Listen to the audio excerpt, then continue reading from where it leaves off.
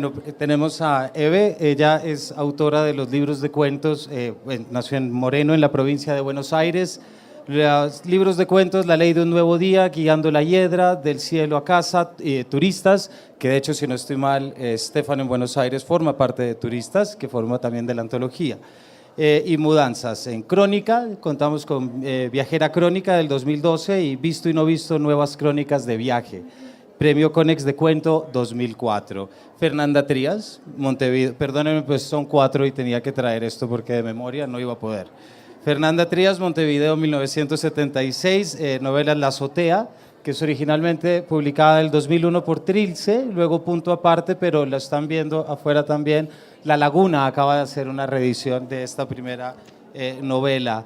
Recientemente publicaste Bienes Muebles en Latinoamérica con el título La ciudad invisible en España, si no estoy mal. Y bueno, ha integrado antologías de Alemania, Colombia, Estados Unidos, Inglaterra, 2006 premio a la Fundación Bank Boston, 2004 beca de escritores UNESCO Ashberg y has vivido en Francia, Buenos Aires, Nueva York, etc. Tenemos muchos viajes acá y de esto volveremos. Luego está Lina, aquí está, Santiago 1970, autora de Las Infantas, libro de cuentos, novela póstuma, Cercada 2000, Fruta podrida 2007 y de los ensayos Contra los hijos, Viajes virales y Volverse Palestina recientemente. Bueno, premio Sor Juana Inés de la Cruz 2012, Ana Segers 2011, beca de escritura de la National Endowment for the Arts y Fundación Guggenheim también. Y actualmente profesora de literatura en la Universidad de Nueva York. Y Paola, que la tengo acá y estoy tapando un poco, bueno, original de Quito, ¿no? Artista plástica, historietista, ilustradora, ha vivido en Colombia, Francia, Australia y Argentina. Virus Tropical, lo conocen todos ustedes, también lo leen en la tira semanal de Arcadia. Forma parte de los colectivos Taller 7, Repetitis y Chicks on Comics. Bueno, ya podemos pasar a lo que vinimos a hacer. Hablando con Valerie hace apenas una hora para poder mezclar los dos, yo le comenté que quería comenzar esta charla, pues ya que nos reúne el título Mujeres Lectoras, yo quería preguntarles, le paso la palabra a Valerie para que arregle un poco qué es la lectura para ustedes, cómo se contempla la lectura, es decir, cuáles son las ventajas, cómo entienden ustedes la lectura, pero Valerie va a amarrar la pregunta.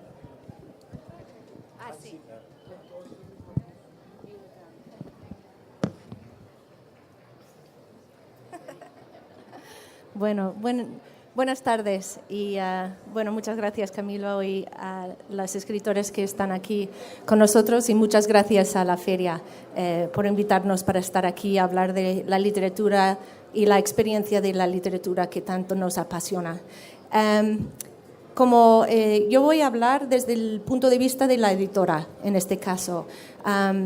Voy a hablar desde un número de Granta que hemos sacado hace muy poco que se llama Rebaño más uno, en el que tenemos textos de Lina Meruane y de Eve Uhart, y Paula publicó en un número de Granta anterior y estoy segura que en breve también tendremos a Fernanda si ella está dispuesta.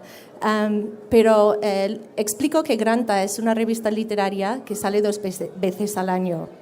Y yo he empezado pensando en la lectura y los tiempos que llevamos ahora, que en una revista literaria lo que nosotros queremos hacer es realmente buscar nuestro público lector.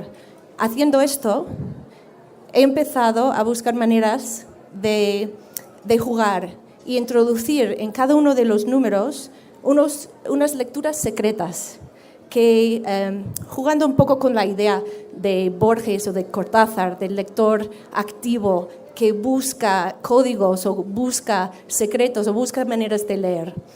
Una revista literaria que publica cuento, fragmentos de novela o reportaje, evidentemente pues uno puede entrar y salir cuando quiere. Pero he pensado que también debería haber un esfuerzo extra de parte de los que están montando esta revista para dar esta lectura especial o sumergida o secreta. Entonces, desvelo algunos pocos secretos que están en este número de Granta. empezó, y explico, porque también tiene que ver con el tema de las mujeres. Yo pensé, nosotros estábamos montando este número justo cuando pasó el secuestro de las niñas de Boko Haram. Ya habíamos decidido que el tema iba a ser rebaño más uno, eso quiere decir el grupo y el individuo. Pero yo sentí que nosotros teníamos que tratar este tema de alguna manera y hacer una mirada, no solo a lo que está pasando allí con estas niñas, sino que qué está pasando también en Occidente con nosotros y el tema de la mujer. Pero no quería hacer lo típico, esto va a ser un número feminista o esto va a ser un número de mujeres, sino quería apelar a las lectoras serias y buscar esta complicidad en la lectura. Entonces, haciendo un poco de investigación, porque Granta es una revista que empezó pues, en el 1870 y algo, encontré un artículo que se publicó en el 24 de abril de 1897, que era acerca de cuando las mujeres podían entrar en Cambridge la primera vez a estudiar. Y empieza, la primera frase va, ya tenemos encima a las arpías y esta vez llegan con gran fuerza. Entonces pensé, bueno, pues más arpía imposible. Entonces empecé a buscar textos para seguir una línea. Siguiente texto, de Antonia Bayet, que es una ganadora del premio Booker por una novela que se llama Posesión, que es una maravilla. Y el título es Prohibido, chicas, excepto mamá, mal escrito, que es de uno de sus nietos, escribió esto y lo puso en la puerta, que solo su madre podía entrar en su habitación.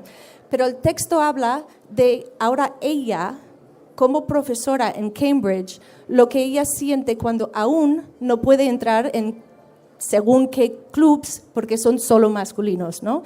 Entonces, un poco como que no lo puede creer. Sigo más adelante con una carta de Eudora Welty, la gran escritora Eudora Welty, en 1930 y algo, pidiendo un trabajo al The New Yorker. Espera a ver si lo puedo.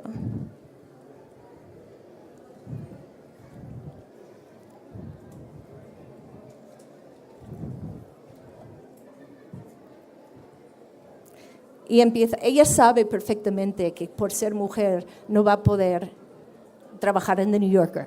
Entonces piensa que con su sentido de humor pues se lo va a pasar pipa escribiendo una carta absolutamente irónica y haciendo un poco... Entonces, primera frase, caballeros, seguramente les interesen más los juegos de prestidigitación que leer mi solicitud de empleo para trabajar en su revista, pero así son las cosas. Uno no puede tener siempre lo que más desea, ¿vale? Y aquí hay una foto además de Eudora Welty intentando vender cosas de publicidad. Luego sigue adelante y hay un texto de la gran Herta Müller, que el texto tiene un título que se llama Siempre la misma nieve, siempre el mismo tío. Seguimos, el siguiente texto es de una mujer africana que se llama Taye Selassie, que es una gran escritora también, que se llama La vida sexual de las niñas africanas. Y la primera frase es, empieza inevitablemente con su tío. Casi no hace falta leer el cuento, ¿no? Y después de esto terminamos con un reportaje de una gran periodista del país acerca del secuestro de las niñas de Boko Haram. Entonces, lo que he intentado hacer a través de esta lectura es hacer como un simulacro del lenguaje de los abanicos, que era un lenguaje de las mujeres hace mucho tiempo, que pues un abanico medio abierto quería decir una cosa, medio totalmente abierto otra cosa, tocando el pecho una cosa, ¿no? Entonces de alguna manera funciona como un simulacro de un lenguaje de los abanicos en palabras que se convierten con un sentido simbólico que luego es una lectura para mis lectoras en particular. Entonces, esto es un poco una manera para celebrar la lectura y el ser una mujer, ¿no? Y en segundo lugar, Eve, si me permites, porque para mí es un gran honor estar aquí con una escritora como Eve Uhart, que es una escritora al que yo llegué un poco tarde en la lectura, pero que, bueno, casi... Entonces, Eve, yo escribí un libro que se llama 1000 bosques en una bellota, y lo que hago es hacer una pregunta a una serie de escritores, de los mejores escritores de finales del siglo XX y principios del XXI. Hice una serie de preguntas que es, ¿cuáles son tus mejores páginas? Y Eve accedió a esta pregunta, pero la segunda pregunta fue, ¿quiénes son sus difuntos? No sé si se acuerda. Difuntos, que viene del soneto de Quevedo, y quiero leer simplemente como una manera de entrar en materia con Eve su respuesta, porque creo que demuestra lo que es un lector exigente. Dice: en conversación con los difuntos quiere decir cuando un escritor está escribiendo, normalmente se encierra y está en conversación con los escritores clásicos que venían antes, clásicos o no clásicos, contemporáneos, pero los que han pasado, ¿no? Entonces ella dice, en sentido de humor, no conozco el poema de Quevedo, y si lo conocí alguna vez no lo recuerdo, y eso de la soledad, los libros o más o menos no me suscita ninguna reflexión. En cuanto a las influencias no literarias, una de ellas fue mi tía María, ya muerta hace mucho tiempo, que era totalmente demente. La estudié sin descanso entre los 10 y los 16 años porque no podía creer las cosas que decía. Dibujaba una muñequita y la llamaba la señorita del sport y volante. Otra era la señorita de bidet e inodoro. Yo jugaba a la pelota con ella y cuando ésta se perdía decía, se fue a la casita de los jugadores. Y yo pensaba, ¿de dónde sacará todo eso que no se lo escucho a nadie? Trataba de encontrar algún orden a ese discurso, alguna explicación, y por más que pensara, no le encontraba sentido. Y alrededor de los 16 ya no me produjo sorpresa lo que decía, sino fastidio y pena al comprobar que la locura de ella no era una fuente de hallazgos, era algo crónico, incurable. Y luego dice, Simone Weil me interesó desde joven. La he vuelto a leer en distintas etapas de mi vida y me ha producido la misma impresión, la de que habla a un nivel del alma en que uno la toma o la deja. No se puede permanecer indiferente. Cuando sé que tiene razón, pero no quiero prestarle adhesión porque la siento muy exigente y quiero diversión, miro su foto del libro y le digo, solterona, fea. Pero después vuelvo a ella. Bueno, pues ya pasamos. ¿Quieres que Eve habla de la lectura primero? No, ¿se escucha? Sí. Bueno, buenas tardes. Yo la verdad es que coincidiría con algunas de las cosas que se dijeron acá. Cuando yo empecé a escribir, realmente mi bagaje de lectura era un canon masculino. Uno de alguna manera siempre se deja recomendar y cada vez que lee una entrevista con un escritor, hagan el ejercicio. El escritor siempre habla de sus pares, su genealogía de escritores hombres, y cuando hay una mujer es invariablemente una mujer muerta o muy viejita o extranjera. Entonces me parecía muy sintomático esto, digamos, pensándolo después. Aquí hago una especie de gran manifiesto feminista, pero la verdad es que mi formación fue una formación de grandes escritores que sigo admirando, pero en un momento sentí que yo no tenía modelos. Yo tuve muchísima suerte de entrar a un taller dirigido por una mujer muy, muy poderosa literariamente, como es Diamel Eltit. Y realmente ese fue como mi primer encuentro con alguien de la literatura que fuera una mujer, que además fuera potente, que además no hiciera circular los lugares comunes de lo femenino, que eso también es importante, porque a veces decimos leo a mujeres, pero lo que estamos leyendo es a mujeres que escriben y piensan de alguna manera como hombres, en el sentido de que repiten todos los lugares comunes de lo femenino. Y entonces esa cuestión a mí me costó un poco porque me costaba encontrar los libros y me costaba encontrar la recomendación. Digamos, por suerte en ese taller había recomendaciones de todo tipo, porque de ahí leí incluso a escritores japoneses que no sé cómo los habría encontrado, que prácticamente había que buscarlos debajo de las piedras. Pero también a muchas mujeres, no voy a hacer la lista porque en fin, no quiero alargarme mucho ni robar demasiado micrófono, pero me pareció que había que hacer una búsqueda, que había que hacer un esfuerzo, que había que salir de la zona de comodidad, de la recomendación, y en realidad intento hacer eso también en mis talleres y en mis recorridos y en mis conversaciones, digamos, más puntuales sobre literatura, pensar no solamente en las mujeres mayores que hay que rescatar, ¿no? En las que ya no están, en las que todavía están y todavía no se reconocen, y también buscar a las jóvenes, ¿no? Porque dicen ahora que muchas escritoras están escribiendo, pero honestamente cuando uno va a la librería las encuentra escondidas en los anaqueles, ¿no? Y a mí me gustaría también decir, para sumar, que un género en el que pareciera haber pocas mujeres y que cuesta encontrarlas, sobre todo ahora, es a las ensayistas. Ensayistas. Y las ensayistas a mí me vienen interesando mucho y la verdad es que estoy volviendo como en el tiempo a gente como Virginia Woolf y Susan Sontag, ¿no? Sobre todo a Virginia Woolf, que me parece realmente una de las grandes narradoras, y menciono a aquella porque él no se ha mencionado, pero también una gran ensayista que se inventa un lugar de escritura y un lugar de reflexión para pasar subversivamente sus ideas que siempre están ligadas con el lugar de la mujer en el trabajo, en la escritura e incluso en el escenario de la guerra. Entonces, bueno, eso nomás quería decir, que chicas sigan haciendo el esfuerzo, que las mujeres estamos en alguna parte.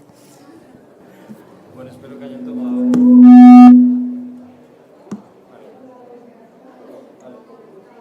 ¿Aló? Ya.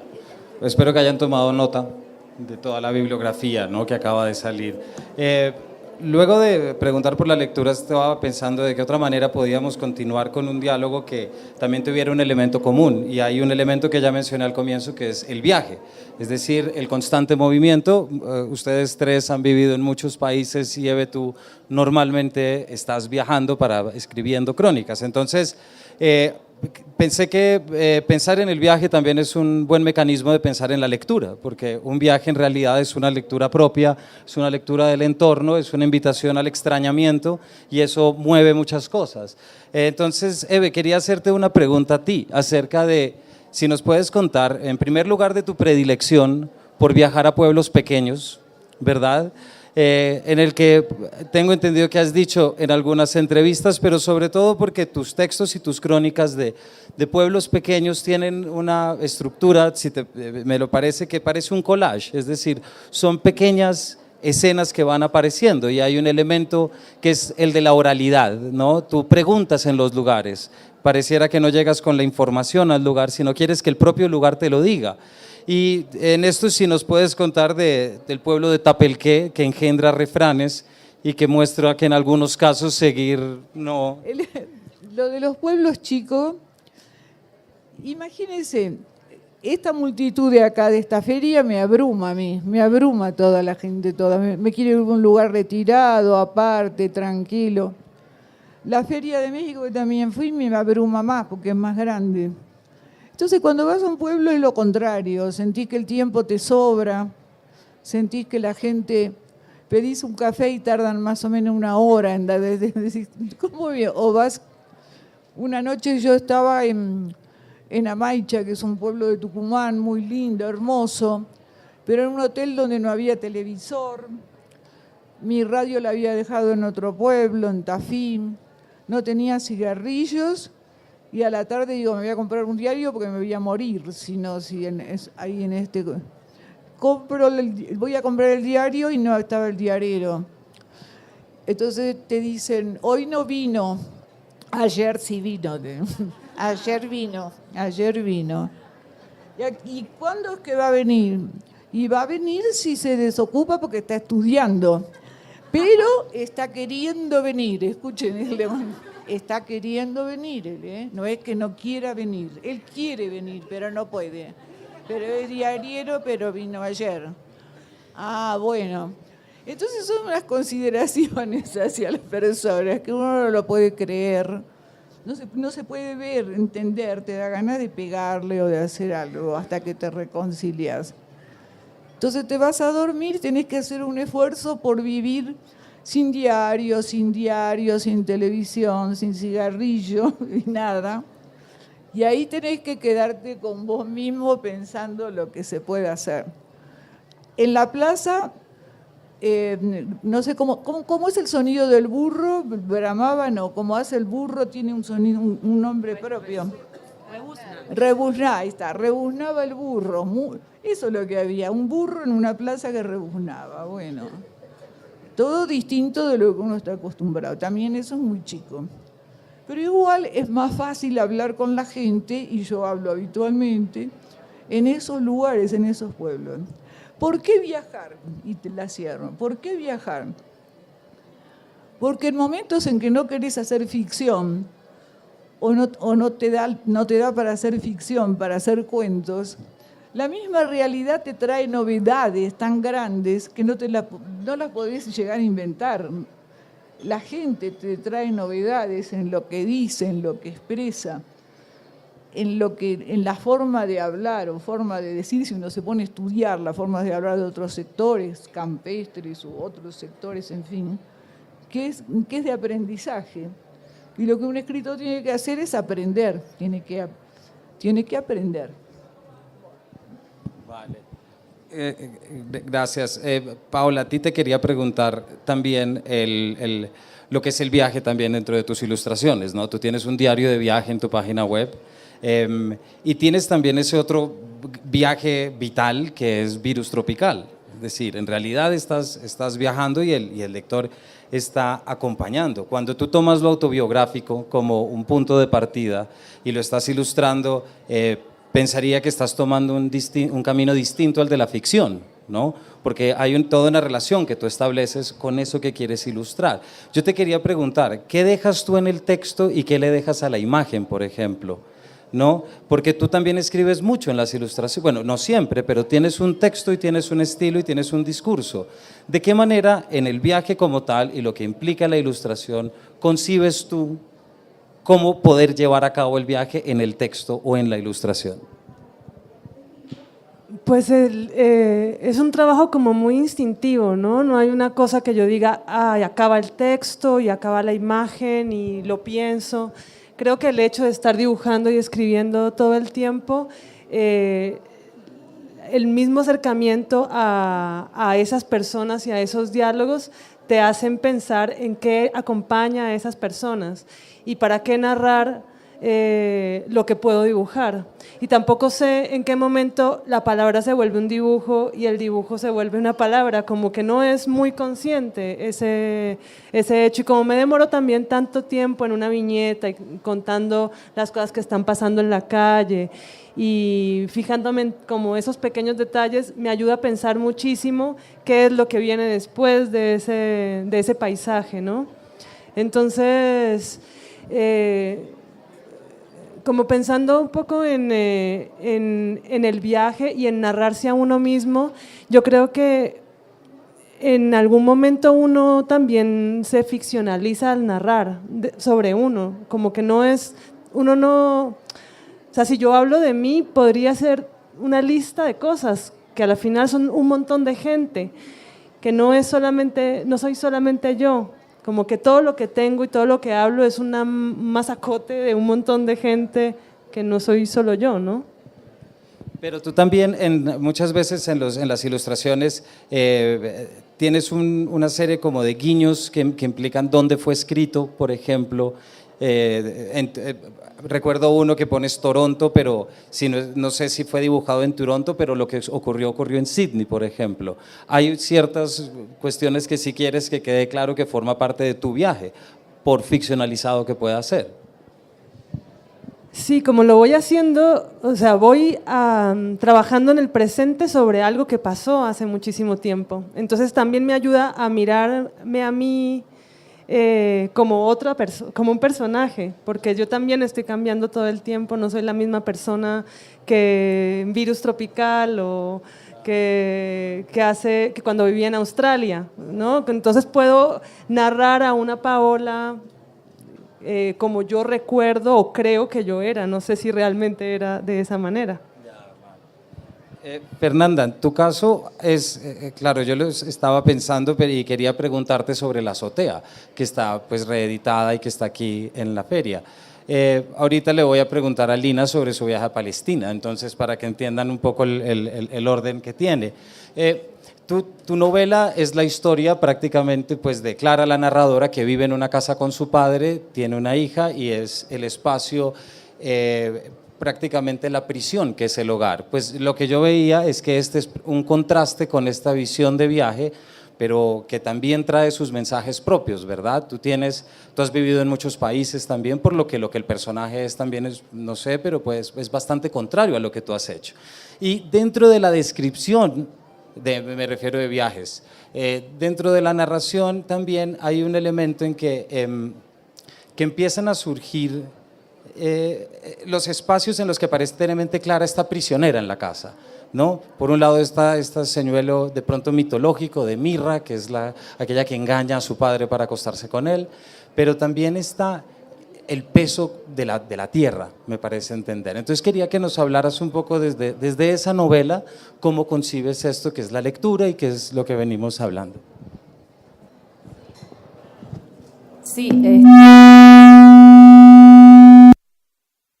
hola.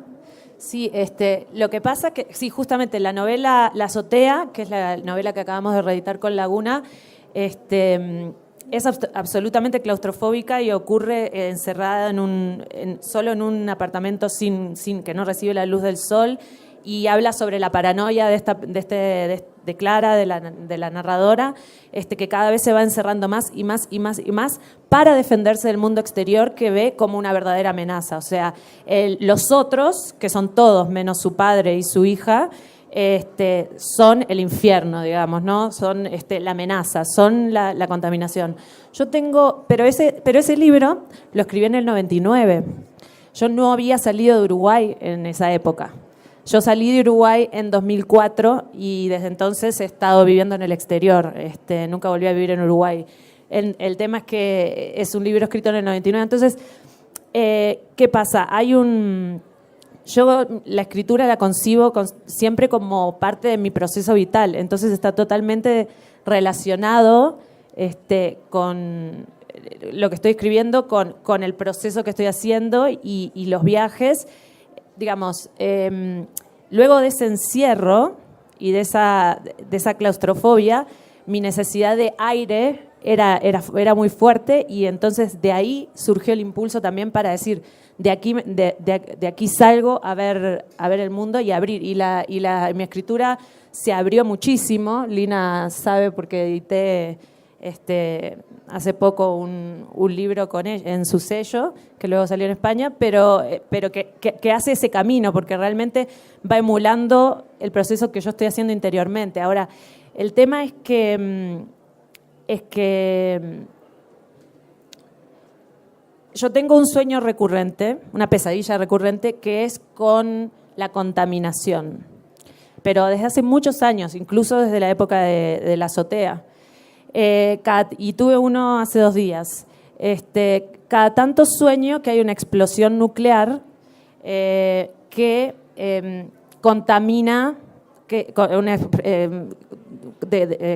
explosión radiactiva que contamina o a ciertas personas o a mí o a los que estamos alrededor o al mundo entero. Hace poco fue tremendo porque todo el Uruguay desapareció con la radioactividad.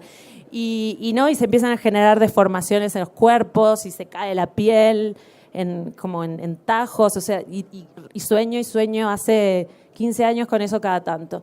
Y ese tema de la contaminación en La Azotea está muy fuerte. En La Azotea, Clara no quiere que nada contamine ese núcleo que ella quiere proteger a toda costa, que ella cree que es el amor, ¿no? Entonces ella está tratando de proteger ese amor. Ahora, está muy relacionado con mi propia vida en aquel momento, ¿no? Y cierto miedo al mundo exterior. Lo que hice como una especie de contrafobia fue salir al mundo exterior para exponerme a todas las contaminaciones posibles y de todo tipo, ¿no? Pero se ve que no lo proceso porque lo sigo soñando. Ahora, el tema, por ejemplo, es que yo también, cuando viví en Francia 5 años y vivía en un pueblo, no vivía en París, vivía en un pueblo donde lo único que hacía es que si yo abría la ventana había un riachuelo con patos y yo alimentaba patos y eso me hizo acordar a lo que contaba Eve. Eso también afectó de determinada manera cosas que he escrito después, pero después también viví en grandes ciudades, en Buenos Aires. Es exponerse, ¿no? Y también exponerse a lo que te tenga que pasar y también a las literaturas de esos países, porque al acercarte, al vivir ahí, te acercás de otra manera. Yo los años que vivía en Buenos Aires leí solo literatura argentina porque había cosas que no tenía leídas, que eran más raras, que no conocía. Ahora, desde que llegué a Colombia, he estado leyendo colombianos que nunca ni había oído nombrar, increíbles, más viejos. Y entonces todas esas tradiciones empiezan, y yo quiero ahora esa contaminación, ¿no? Que antes me causaba tanto pavor. Me dan muchas ganas de hacer muchas preguntas de las respuestas, pero tenemos muy poco tiempo, o sea que siento. Lina, tu libro Volverse Palestina es sobre tu regreso, no, tu vida por primera vez, de hecho, pero suena bien decir regreso, a Beit Hala, ¿verdad?, en Palestina. Desde el título tu libro ya sugiere algo, que es volverse Palestina, pero ese Palestina está con P mayúscula. O sea que no es solamente volverte Palestina, no asumiendo, sino conociendo el pueblo de tu padre, sino también te estás convirtiendo en el país textualmente. Es decir, hay algo ahí que combinas. El libro está en 2 partes. La primera es un análisis, es la crónica propiamente dicha, y luego está un poco la discusión, ¿verdad? Que es que tú ya te pones, a partir de la experiencia, tú asumes la postura y entras a rebatir a Vargas Llosa, a David Grossman, a Amos Oz y bueno, son 4 hombres también, entonces eso tiene su… Entonces yo te quería preguntar, ¿cómo fue esta experiencia de viaje? Tu viaje comenzó desde que tomaste el taxi y que Yasser o Jasser te dijo que si no conocías Palestina, que era un taxista cualquiera, y aparentemente desde ahí tuviste una justicia poética que te organizó todo para ir, ¿verdad? Entonces, si nos podías contar. Sí, esa justicia poética la llamo los emisarios. Empezaron a aparecer gentes que me decía que tenía que ir. O sea, nunca había aparecido nadie que dijera que tenía que ir. Y de pronto, esas coincidencias mágicas en las que mucha gente empieza a decirme por qué no vienes o por qué no vas, ¿no?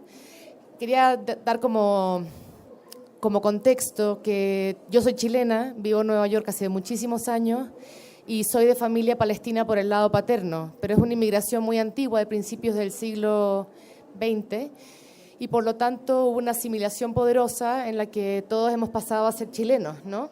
Siempre mi identidad ha sido de chilena. Yo me siento chilena, tan chilena como los porotos, como decimos en Chile, que serían como las judías, o no sé cómo le dicen en Colombia, pero bueno. La cosa es… ¿Cómo? Frijoles. Tan chilena como… Bueno, es que no puedo decir frijoles porque eso no es chileno, así que nada. Pero lo que quería decir es que en realidad lo raro de ese viaje fue siempre sentir que yo estaba regresando. De hecho, así empieza el libro. La idea de un regreso, que no es un regreso porque es a un lugar en el que yo nunca estuve. Pero a la vez es una especie de regreso prestado. Una amiga mía me decía, es como el regreso de Pedro Páramo, que en realidad va al pueblo del padre en el que nunca ha estado y de alguna manera tiene esa misión de, entre comillas, volver. Entonces, así fue, ¿no? Pero esos regresos también son regresos fallidos, son viajes fantasiosos, ¿no? Porque uno no puede realmente volver a ese origen, fuera de que los lugares han desaparecido, los territorios están ocupados, están cercados, entonces es muy difícil pensar ese regreso desde esa nostalgia, y también es complicado pensar ese regreso como a un lugar feliz, porque la gente se va de esos lugares porque está sufriendo en esas inmigraciones económicas, políticas, que en ese momento era bajo la ocupación turca. Entonces, también fue toda una reflexión sobre cómo regresar, si se regresa o no se regresa, qué tipo de viaje es. Y la verdad es que el título tiene menos que ver con la alegoría de volverse el país o la nación, que es un nombre que yo reivindico porque está en vías de extinción prácticamente o de borradura, y más una idea de jugar con la idea de volver a y volverse de. Por eso mantuve la mayúscula, la idea de volver a un lugar o de volverse de un lugar, pero era imposible jugar con la minúscula y la mayúscula al mismo tiempo. Entonces ahí está esa deriva que tiene el peligro de volverse alegoría, ¿no? Sí, porque igual dentro del texto tú tienes una idea muy interesante que es la fundación léxica, ¿verdad? Es decir, es la Sí. Entonces, tú analizas muy, y que también hace David Grossman, ¿no? En sus ensayos de escribir en la oscuridad, de escribir en una zona de catástrofe, y eso te lleva a ti a reflexionar en el lenguaje, que es algo que ya traes, me explico, y luego eso también tiene que ver con tu propio análisis. Sí. Lo que pasó fue que Y yo... que pensé en el juego Volverse Palestina como textualmente, ¿no? Sí. Lo que pasó es que yo escribí este libro en 2 tandas. Primero escribí la crónica y luego un año después escribí la segunda parte, un poco porque me lo pidieron, pero realmente estaba pendiente la cuestión de volver a la batalla y a la guerra de las palabras. Y claro, yo entré realmente leyendo a los grandes pensadores, a los grandes pacifistas israelíes, o por lo menos así considerados, así llamados, y la verdad es que me tuve que... fue como una especie de regreso a través de la lectura. Ya no pude volver porque aunque tenía planificado un viaje, empezó el bombardeo de Gaza del 2014 y yo no pude regresar. Esta vez habría sido regreso, pero ya no pude. Y entonces mi regreso es un regreso mucho más literario y mucho más, digamos, a partir de las ideas y a partir de cómo se ha configurado esta crisis actual entre Palestina e Israel o palestinos e israelíes, ¿no? Que pasa también por el discurso, por las palabras que se inventaron a la llegada de los israelíes. Para poder fundar una nación hay que inventar no solamente palabras y lugares y poner nombres nuevos y borrar otros, sino que además, en el caso israelí, se recuperó una lengua clásica, que es el hebreo, porque todos los judíos venían de lugares distintos, por lo tanto hablaban lenguas distintas. Para poder fundar había que encontrar una lengua común. Y entonces ya todo empezó, digamos, con una reflexión sobre el lenguaje. Los primeros sionistas pensaron en la cuestión del lenguaje como algo clave y los palestinos también están pensando en la cuestión del lenguaje, porque ahí está la identidad también de ellos que tienen que sostener. Entonces la segunda parte es una reflexión, digamos, un viaje por la palabra. Nos quedan 5 minutos para pasarles el micrófono a ustedes por si quieren ver. Quiero hacer la próxima pregunta tenía pensado leer y preguntarle a Eve, pero en todo caso voy a leer. Es de las clases de Eve Uhart, recién editado por Vlad y Ríos 2015, que son los talleres que precisamente ella decía, que creo que es una cita que nos sirve mucho para cerrar esto también. Todo arte es el arte de escuchar. Cuanto más miro, más salgo de mi prejuicio. Es difícil mirar lo real sin postergar el juicio, pero para escribir es necesario hacerlo. Tenemos 5 minutos si alguien del público quiere hacer una pregunta.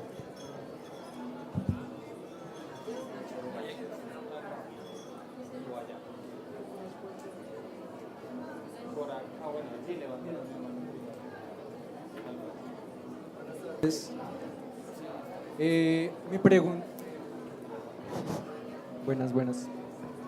Buenas tardes. Mi pregunta era, tú comentaste que hay mujeres que escriben como hombres. Entonces yo quería saber, tú. Sí, qué pena no. Entonces yo quería saber era cómo escribe una mujer y cómo escribe un hombre desde la perspectiva de ustedes.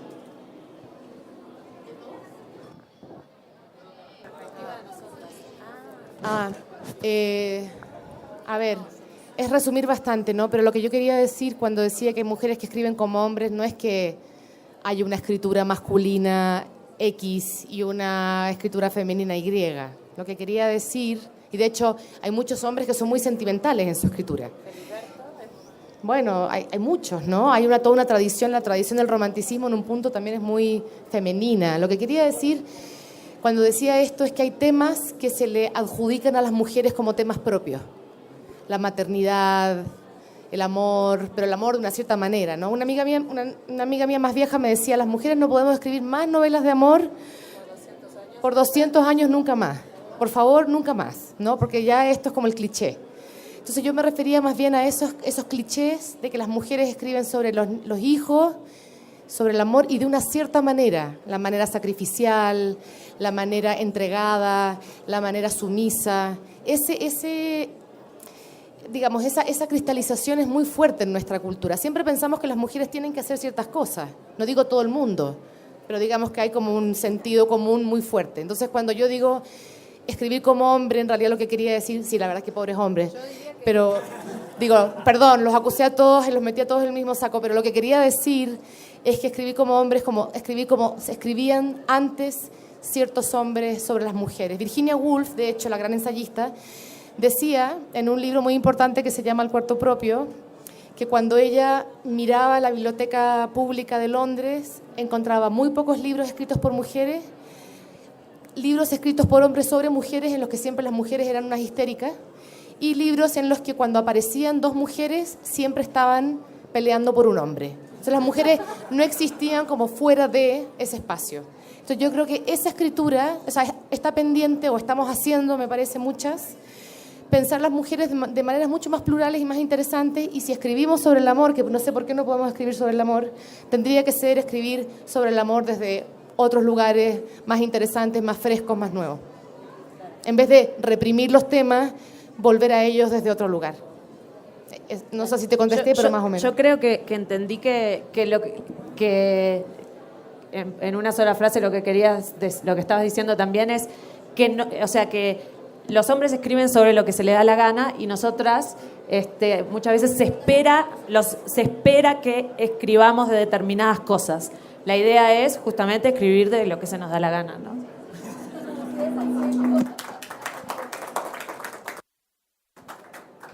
Dos cosas cortas.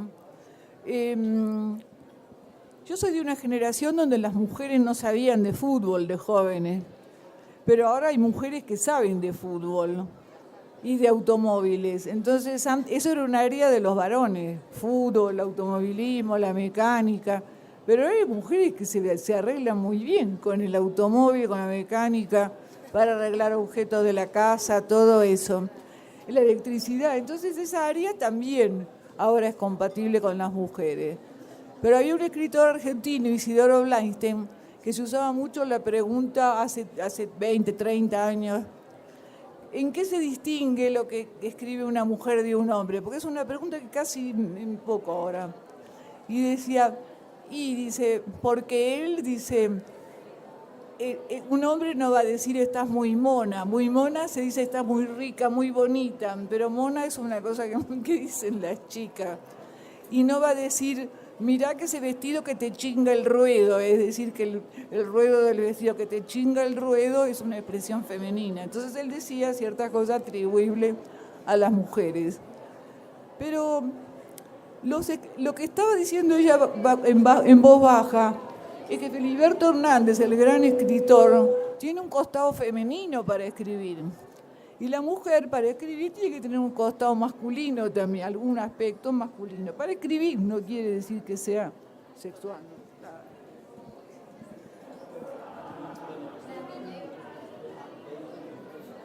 Bueno, que tenemos 20 minutos más, me acaban de decir. Sí, está bien con ustedes.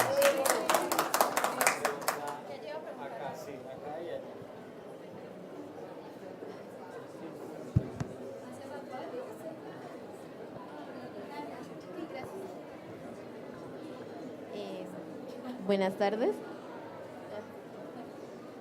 Bueno, de hecho mi pregunta va muy relacionada hacia la pregunta anterior. No porque nos hubiéramos cuadrado para preguntar lo mismo, sino porque me genera mucha curiosidad con respecto a lo que tú hablaste de la escritura de una mujer respecto a la escritura de un hombre, pero mi pregunta es un poco más personal, o sea, hacia ti, ¿cómo crees que escribes? ¿Crees que escribes como, ok, tengo un esquema y no puedo escribir como un hombre, o hay un esquema de cómo escribe una mujer, o escribes por puro instinto? Mira, yo quiero escribir como un extraterrestre. No, es una broma, pero qué sé yo. Yo la verdad es que no quiero reprimir. Y me parece que Fernanda interpretó también bien una cosa que yo quería decir, y es que me parece que todos los temas están disponibles. Digo, todos los temas y desde todos los ángulos. Me interesan las mujeres pornógrafas, ¿no? Me interesan las mujeres irreverentes. Me interesa que el mundo sea grande. Por eso digo extraterrestre, como poder escribir desde cualquier lugar. Y creo que digo, no me voy a extender porque me parece que está largo, por eso te había dado esa respuesta en forma de chiste. Pero eso es, tal cual. Desde lo íntimo, desde lo privado, desde lo público, desde lo político, desde lo personal, desde todos los lugares.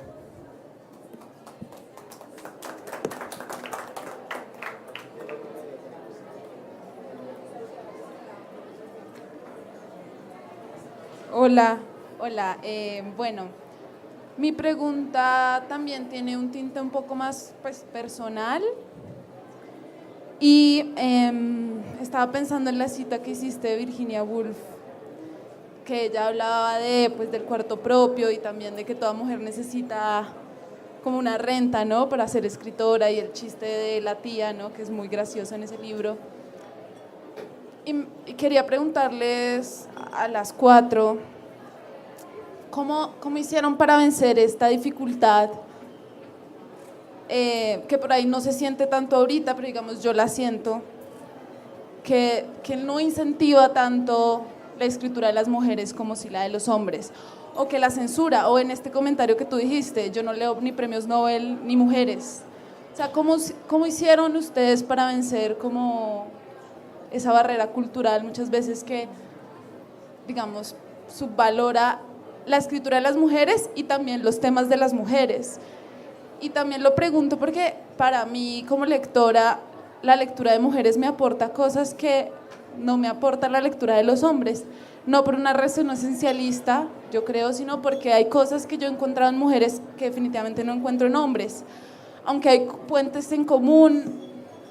Y bueno, es como también cómo hace uno como mujer joven que está tratando como de entrar a este mundo, como de vencer esas, ¿no?, esas barreras o esas reticencias personales de uno mismo, de no, yo no sé. Bueno, esa es mi pregunta. Yo soy más grande y tengo más experiencia. Jamás tuve censura de los periodistas, de los diarios, de los suplementos. A mí siempre me trataron muy bien, re bien me trataron, siempre elogioso. Yo no te puedo decir que me hayan tratado mal. Los únicos que me trataron mal fueron 2 novios que tuve. Y uno me lo explicitó. Me dijo, ¿sabés por qué yo te trato mal? Porque vos escribís y yo no, me dijo. Tenía ganas de escribir, pero no tenía tiempo porque era abogadito y tenía que ir al estudio y todas las cosas de abogadito. Ahora, eso en cuanto a la experiencia de la gente. Jamás ningún periodista. He sido muy querida, he sido muy admirada en mi país, muy querida. Los novios sí, y el otro también, un poco por ahí el asunto. En cuanto a la forma de vivir, económica o lo que fuera, es evidente que un varón o mujer, un escritor se declasa general, si no tiene dinero de origen, dinero de familia, un poco se declasa, porque la abogacía da más que la literatura, ¿sí o no?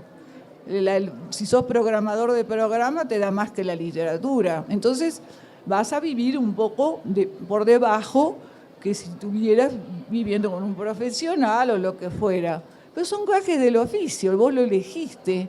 No hay que esperar un reconocimiento de afuera. Vos estás haciendo una cosa que te gusta, rara, demandada o no, pero se te cantó hacer eso, es una dirección personal. No te tienen que venir a decir te pago más ahora porque vos escribís. ¿Por qué tiene que ganar más un escritor? ¿Por qué es más necesario un escritor que un abogado, por ejemplo?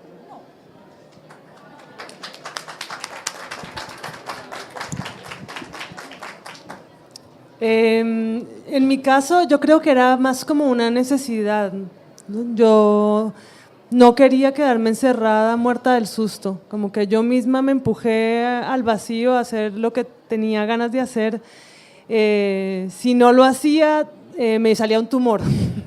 Como que tenía que salir por algún lado y empecé subiendo mis cosas al blog. En ese momento no había muchas mujeres historietistas en Latinoamérica y pues yo también siempre me sentí muy bien recibida. Siempre tuve muchos amigos historietistas que me abrieron el camino, que me invitaron a participar en revistas y en fanzines.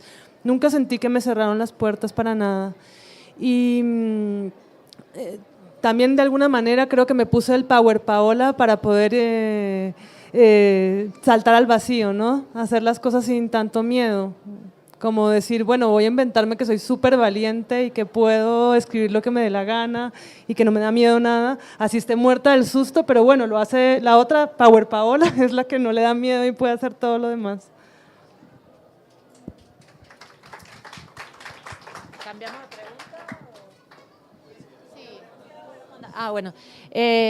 Yo, en mi caso, creo que podría decirte que, digo, puedo compartir lo de Eve en el sentido de que sí, siento que la crítica me ha tratado muy bien, y en ese sentido no puedo decir que...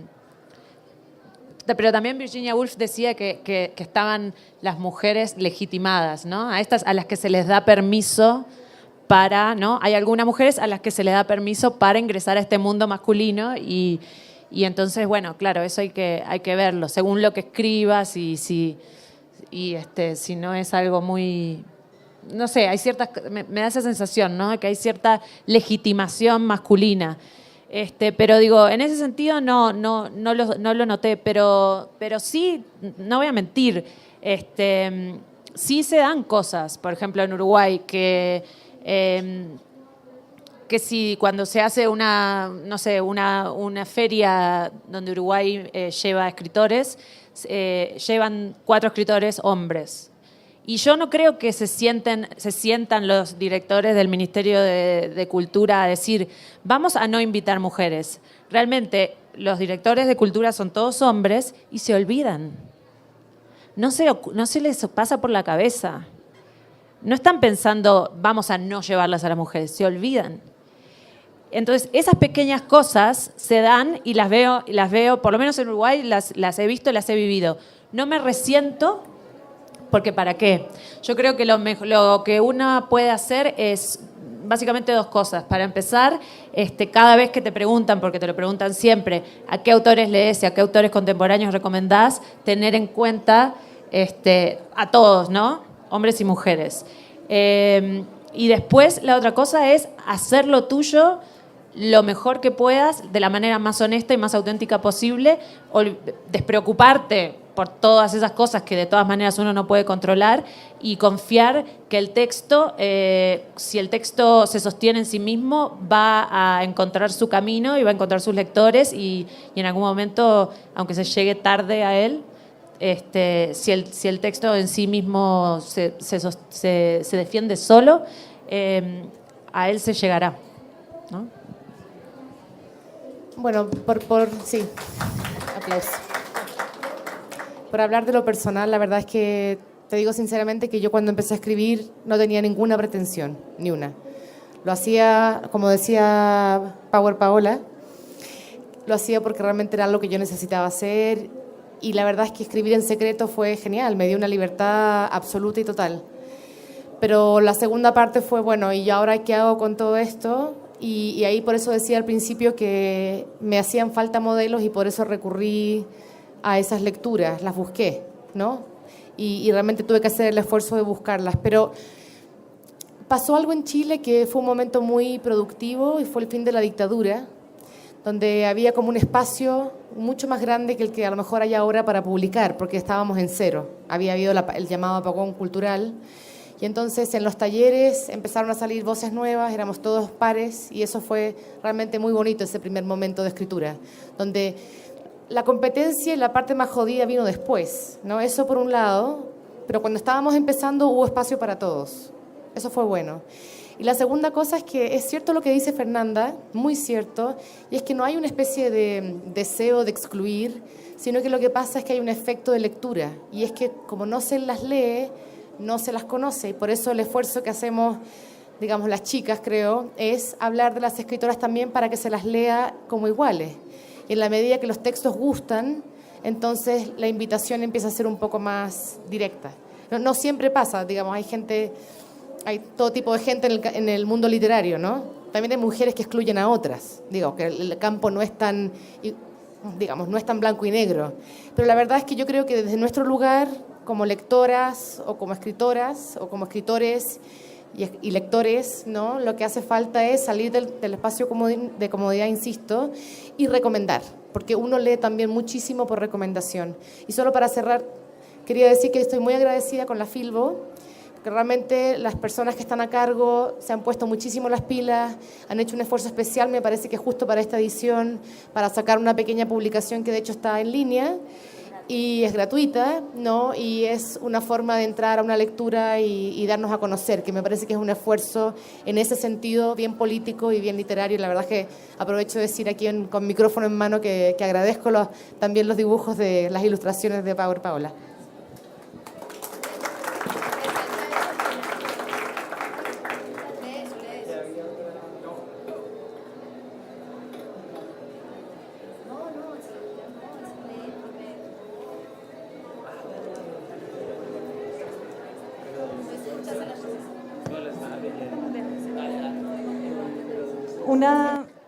Una afirmación y una pregunta es que escribir con conciencia de género marca diferencias. Una mujer que ejerza la política con una conciencia de género marca diferencias. Es un poco lo que he visto espero no llegar tarde a conocerte, Lina, conocerte desde temprano, pero en lo muy, muy poquito que he podido leer es eso, es una mujer con conciencia de género tratando de crear otros lugares para las mujeres desde la escritura, y era simplemente una afirmación. Gracias. Voy a hacer un apunte y la pregunta. Leer las mujeres, buenísimo. De verdad que felicitaciones a la Filbo, que en 28 años no había entregado una cosa tan interesante. Lástima que la introducción la haya hecho Ricardo Silva y no la haya hecho una mujer. Me acabo de encontrar con Flores Thomas, pero bueno, es el mundo patriarcal de la Cámara de Comercio del Libro. La pregunta, Macondo es una influencia muy fuerte en Latinoamérica. La semana pasada escuchaba a Jorge Franco, a Santiago Gamboa hablar de la literatura urbana como una influencia que también está sucediendo en Latinoamérica. Los últimos 5 años, del 2010 al 2015, tú colocas en Google, en Yahoo, blogs, y es increíble, aparecen mujeres de Latinoamérica, Suramérica, España, estoy hablando de lengua hispana. ¿Ustedes creen que estamos ante un boom de literatura femenino fuerte en los próximos 25 años, que va a cambiar completamente el escenario de la literatura en Latinoamérica?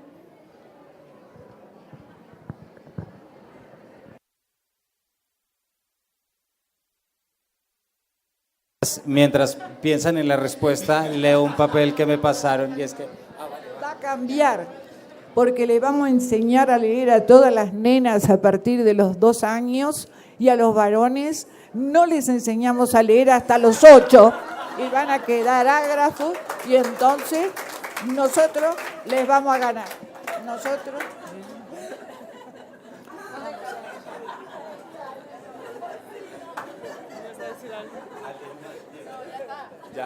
Bueno, leo que me piden que esta antología se puede descargar desde la página web de la Feria del Libro, ¿vale? Es la primera vez en 28 años que se hace. Creo que todos los que llegaron encontraron un pequeño, ¿verdad?, con la dirección, entonces ahí lo tienen y lo pueden descargar. Bueno, no importa, ahí sale que se puede descargar en la página de la feria, o sea que ya está.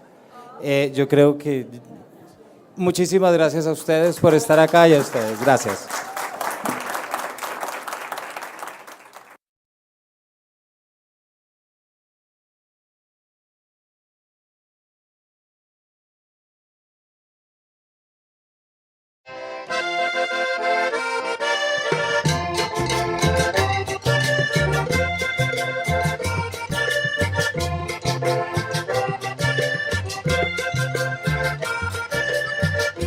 Bueno, tenemos a Eve, ella es autora de los libros de cuentos, nació en Moreno, en la provincia de Buenos Aires. Los libros de cuentos, La ley de un nuevo día, Guiando la hiedra, Del cielo a casa, Turistas, que de hecho, si no estoy mal, Estefano en Buenos Aires forma parte de Turistas, que forma también de la antología. Y Mudanzas. En Crónica, contamos con Viajera Crónica del 2012 y Visto y no visto, nuevas crónicas de viaje. Premio Conex de Cuento 2004. Fernanda Trías, Montevideo. Perdónenme, pues son 4 y tenía que traer esto porque de memoria no iba a poder. Fernanda Trías, Montevideo, 1976, novela La azotea, que es originalmente publicada en el 2001 por Trilce, luego Punto Aparte, pero la están viendo afuera también. La Laguna acaba de hacer una reedición de esta primera novela. Recientemente publicaste Bienes Muebles en Latinoamérica con el título La ciudad invisible en España, si no estoy mal. Y bueno, ha integrado antologías de Alemania, Colombia, Estados Unidos, Inglaterra, 2006 premio a la Fundación Bank Boston, 2004 beca de escritores UNESCO Ashberg y has vivido en Francia, Buenos Aires, Nueva York, etc. Tenemos muchos viajes acá y de esto volveremos. Luego está Lina, aquí está, Santiago 1970, autora de Las Infantas, libro de cuentos, novela póstuma, Cercada 2000, Fruta podrida 2007 y de los ensayos Contra los hijos, Viajes virales y Volverse Palestina recientemente. Bueno, premio Sor Juana Inés de la Cruz 2012, Ana Segers anterior, y estoy segura que en breve también tendremos a Fernanda si ella está dispuesta.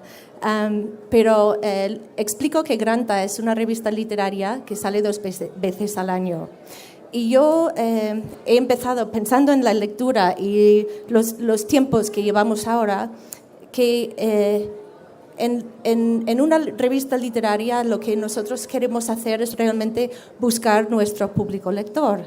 Haciendo esto, he empezado a buscar maneras de jugar y introducir en cada uno de los números unas lecturas secretas, que jugando un poco con la idea de Borges o de Cortázar, del lector activo que busca códigos o busca secretos o busca maneras de leer.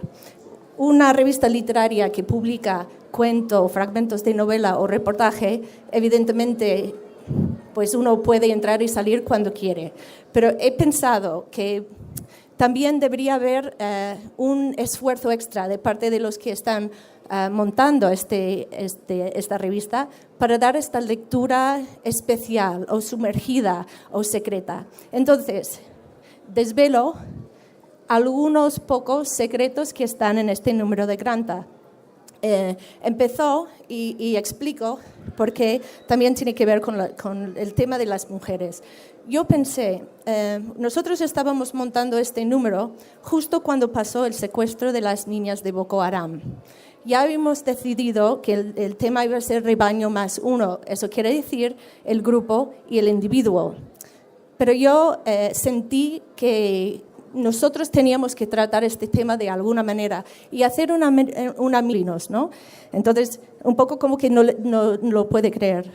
Sigo más adelante con una carta de Eudora Welty, la gran escritora Eudora Welty, en 1930 y algo, pidiendo un trabajo al The New Yorker. Espera a ver si lo puedo.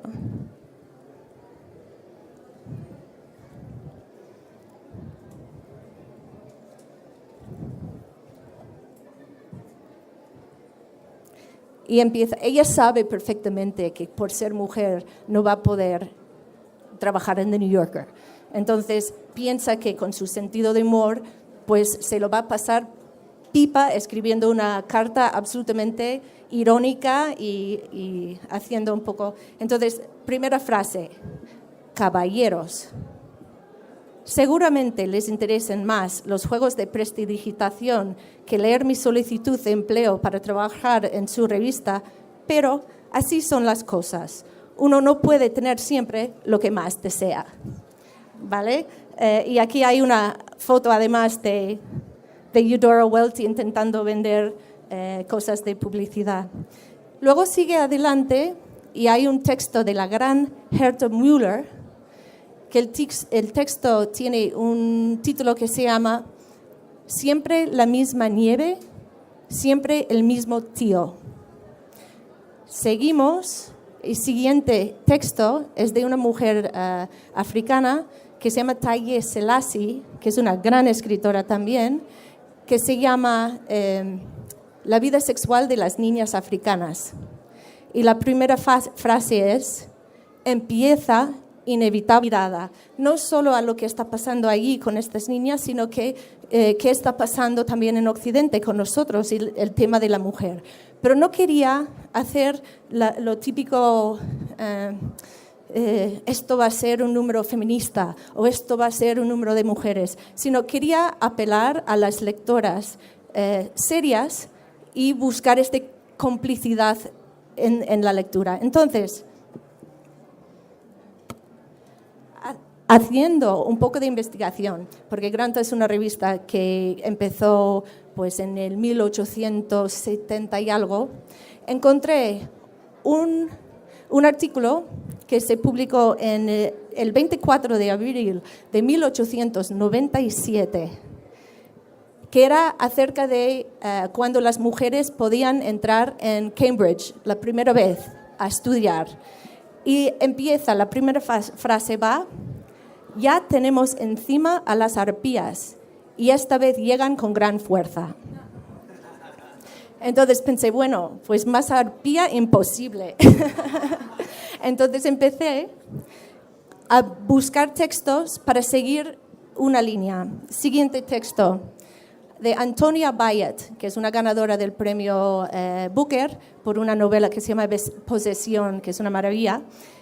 Y el título es Prohibido, chicas, excepto mamá, mal escrito, que es de uno de sus nietos, escribió esto y lo puso en la puerta, que solo su madre podía entrar en su habitación.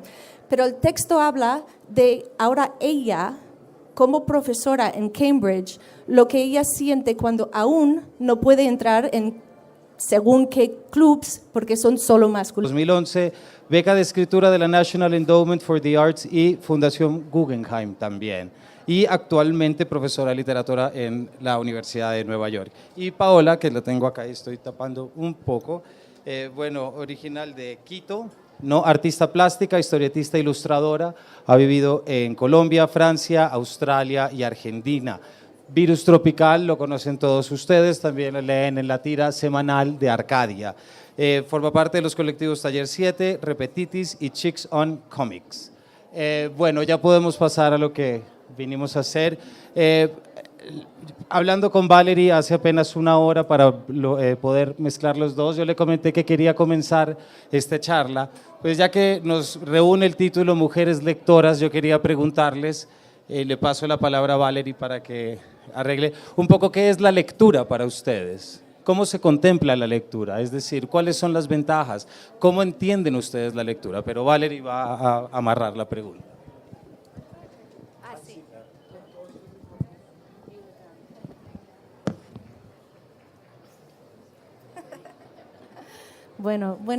Buenas tardes y muchas gracias Camilo y a las escritoras que están aquí con nosotros y muchas gracias a la feria por invitarnos para estar aquí a hablar de la literatura y la experiencia de la literatura que tanto nos apasiona. Yo voy a hablar desde el punto de vista de la editora en este caso. Voy a hablar desde un número de Granta que hemos sacado hace muy poco que se llama Rebaño más uno, en el que tenemos textos de Lina Meruane y de Eve Uhart, y Paula publicó en un número de Granta